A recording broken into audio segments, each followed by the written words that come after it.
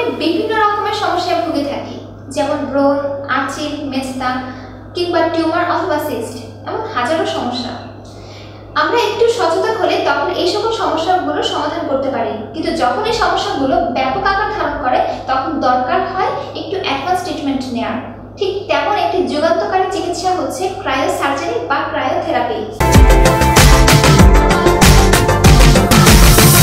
আমরা জানি প্রচন্ড উত্তাপে আমাদের সেল ড্যামেজ হয়, অর্থাৎ আমাদের কোষগুলো ক্ষতিগ্রস্ত হয়।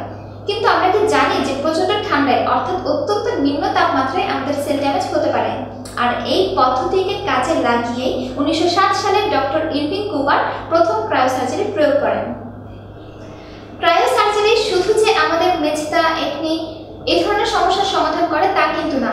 বৃহত্তর পরিসরে ক্রায়োসার্জারির রয়েছে অপরোক্ষ ব্যবহার, যেমন liver cancer, breast cancer, lung cancer, kidney cancer, এমন হাজারো ক্যান্সার চিকিৎসায় ক্রায়োসার্জারি হচ্ছে খুবই ফলপ্রসূ একটি পদ্ধতি।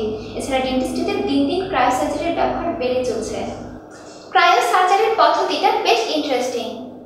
আমরা যে কোষগুলোকে অপসারণ করতে চাই সে জায়গাটিতে তরল নাইট্রোজেন প্রয়োগ করি।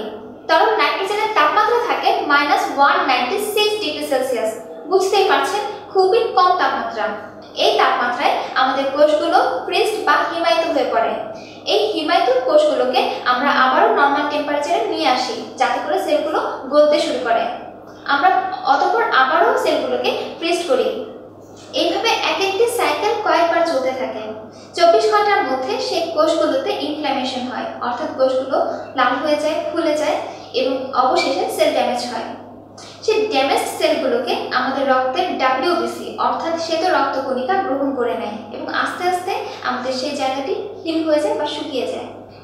অন্য সব সার্জারির তুলনায় ক্রায়োসার্জারির রয়েছে বেশ কিছু সুবিধা, যেমন এতে ব্যথা কম হয়, এতে রক্তক্ষরণ কম হয়, এতে কমপ্লিকেশনস কম হয় এবং খরচও কম পড়ে।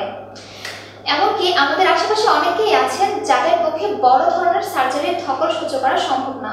এমন অনেকেই আছেন যারা রেডিওথেরাপির ধকলও সহ্য করতে পারবেন না। তাদের ক্ষেত্রে ক্রায়োসার্জারি হচ্ছে উৎকৃষ্ট একটি সার্জারি। এছাড়া ক্রায়োসার্জারির রয়েছে অ্যাস্থেটিক রেজাল্ট। খুব ভালো অ্যাস্থেটিক রেজাল্ট আপনি এখান থেকে পেতে পারেন, অর্থাৎ আপনি আগের মতো সুন্দর ত্বক ফিরে পেতে পারেন। তবে ক্রায়োসার্জারির রয়েছে বেশ কিছু সাইড এফেক্ট, যেমন এতে ইনফেকশন হতে পারে, এতে ফোসকা পড়তে পারে, একটু ব্যথা হতে পারে, যদিও সেই ব্যথার জন্য আমরা লোকাল অ্যানাস্থেসিয়া বা অ্যানালজেসিক দিয়ে নিই।